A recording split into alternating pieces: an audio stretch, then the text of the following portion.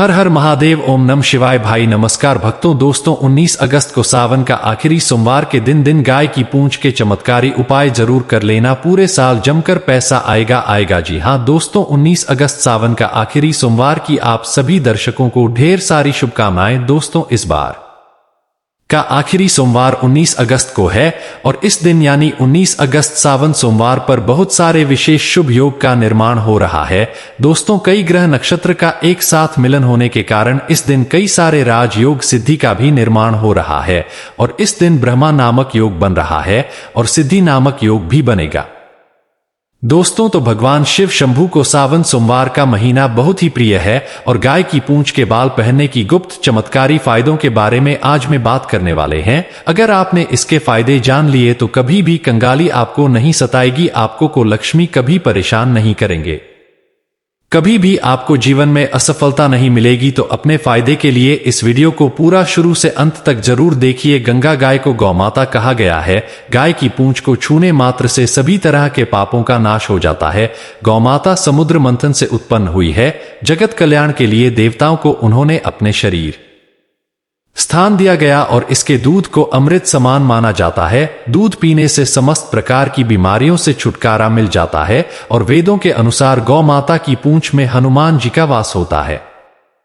ऐसा वेदों और शास्त्रों में लिखा हुआ तो आज मैं आपको जानकारी देने वाले हैं। वह बहुत ही सुंदर जानकारी है। भक्तों गाय की पूंछ से आज भी कई जगह झाड़ा लगाया जाता है। अगर किसी को नजर दोष हो, नजर उतारने हो तो गौ माता की पूजा की जो बाल होते हैं इससे झंडा लगाने मात्र से तत्काल बुरी नजर उतर जाती है और गाय से मिलने वाले दूध, घी, मक्खन, दही, गोबर को मुद्रित ही पंचगव्य के बहुत ही अनेकों फायदे हैं। ये हजारों रोगों की दवा है। आज भी कैंसर जैसी बड़ी बीमारी से छुटकारा पाने के लिए गौमाता के पंचगव्य से बने हुए रत्न का प्रयोग किया जाता है। आज वीडियो बहुत ही सुंदर है।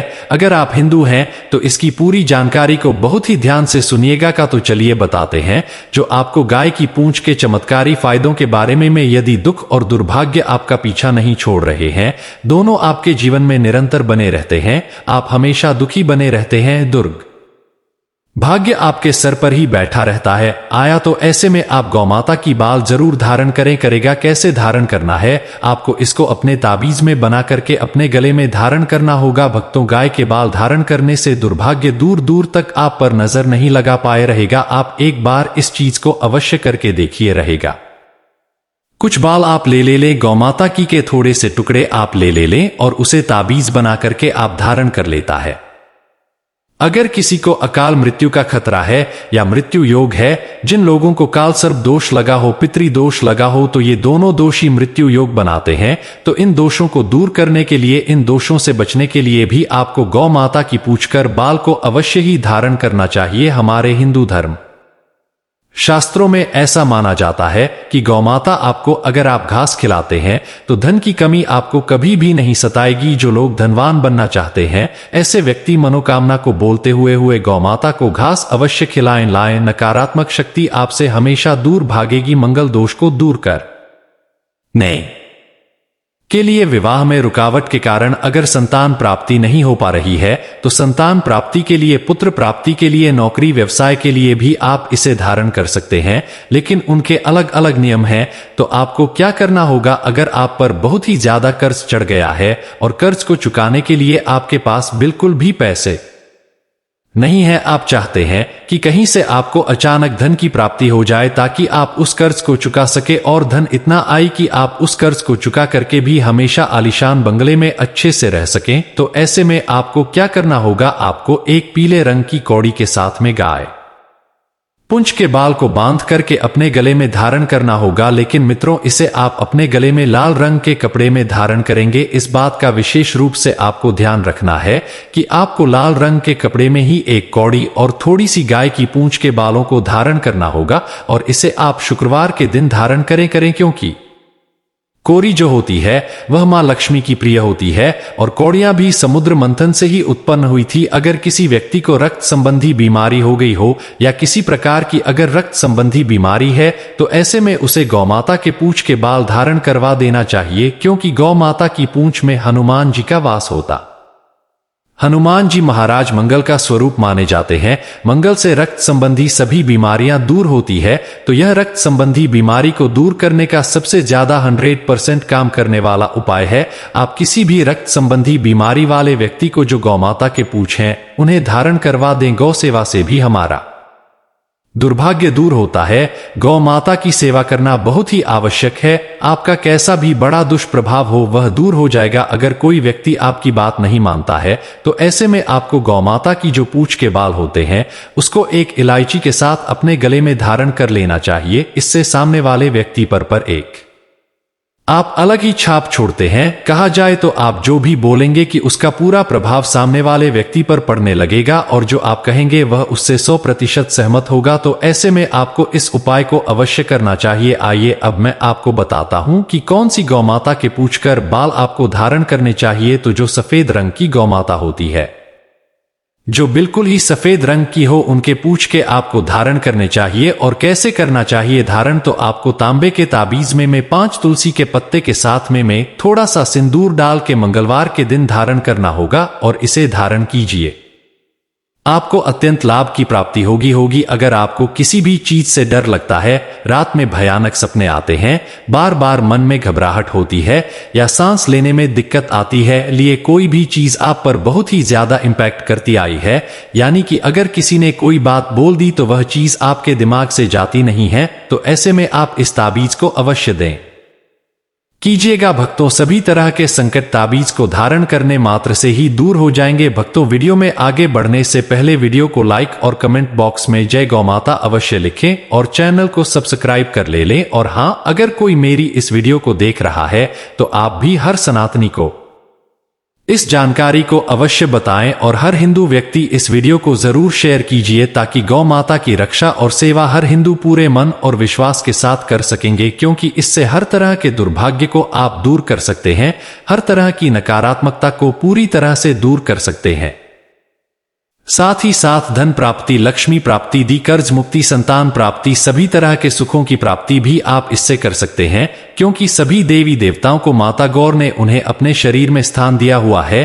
तो इनके हर एक अंग से ली हुई चीज पूजनीय है। इनके हर एक अंग को छूने मात्र से ही आपके शरीर में जो भी विकार है, जो भी बीमारियां हैं, वह तुरंत ही दूर होने लगेगी। हर तरह के जो नजर दोष है, शारीरिक दोष है, वह दूर होने लगेंगे। दोस्तों, शास्त्रों के मुताबिक गौमाता में सारे देवी देवता निवास करते हैं। 33 कोटि देवी देवता पितर का निवास होता है। अगर आप भी किसी मंदिर में नहीं जा सकते थे, पूजा पाठ नहीं करते हैं, कहीं जाकर के ग्रह दोषों का उपाय नहीं कर सकते हैं, तो आपको गाय को एक रोटी जरूर खिलानी चाहिए। हमेशा कहते हैं, पहली रोटी गाय को अगर आप भी खिलाते हैं तो दुनिया के सारे सुखों को प्राप्त कर सकते हैं। हिंदू धर्म में गाय को देवी लक्ष्मी से जोड़ा जाता है, जो धन और समृद्धि की देवी हैं। इसलिए गाय को पहली रोटी खिलाने की सलाह दी जाती है। इसे माता लक्ष्मी को प्रसन्न करने और किसी के जीवन में सौभाग्य लाने का एक तरीका माना जाता है। आपने अक्सर सुना होगा कि रसोई में पहली रोटी जो भी बने ने गाय को दे देना चाहिए। हर रोज गाय को एक रोटी देने से आपके जीवन के सभी दुख दर्द दूर हो जाते हैं। खाना बनाते वक्त हमेशा पहली रोटी गाय की निकाल डाल दें। इसके बाद ही परिवार के बाकी सदस्यों के लिए आपको रोटियां सीखनी चाहिए। कोशिश करनी चाहिए कि गाय की उस रोटी में थोड़ा सा हल्दी मिला दे, कि इससे गायक रोटी खिलाने का अपार फल प्राप्त होता है। अगर एकादशी के दिन हो तो आटे की छोटी सी लोई बना ले और उसमें हल्दी मिलाकर गाय को आपको खिलाना चाहिए। आपके जीवन में शुभता आती है, वैभव आता है, धन संपत्ति का वास होता है। आप जो भी हासिल करना चाहते हैं जिंदगी में, तो आप देखेंगे कि तुरंत आपको मिनटों में वह हासिल होता है। और अगर आपको लगता है कि आपके सभी ग्रह खराब है, तो ऐसे में गाय को पहली रोटी रोज खिलाएं। सभी ग्रह धीरे धीरे शुभ हो जाएंगे। कभी कभी जीवन में लंबे समय से कोई शुभ मंगल कार्य नहीं हो रहे होते थे, तब ऐसे में आप गाय को रोटी खिलाएं। में गाय के मस्तक को छूकर अपनी मन्नत कहे, प्रणाम करें, तो आपकी मदद जरूर पूरी होगी। तो यह था गाय को आप क्या खिलाएं उसके बारे में, लेकिन गाय को क्या नहीं खिलाना चाहिए अब हम जानते हैं। दोस्तों, रोटी तो हर कोई खिलाता है। गाय की रोटी बासी नहीं होनी चाहिए, यानी कि एक दिन पहले की जो रोटी बनी रहती है और आप दूसरे दिन खिला देते हैं, सुबह सुबह वह नहीं खिलाना चाहिए। कई बार आप रोटी बना लेते हैं और उस दिन गाय मिलती नहीं तो रोटी रखी रह जाती है, फिर वह दिन गाय को खिलाने से गाय का अपमान माना जाता है,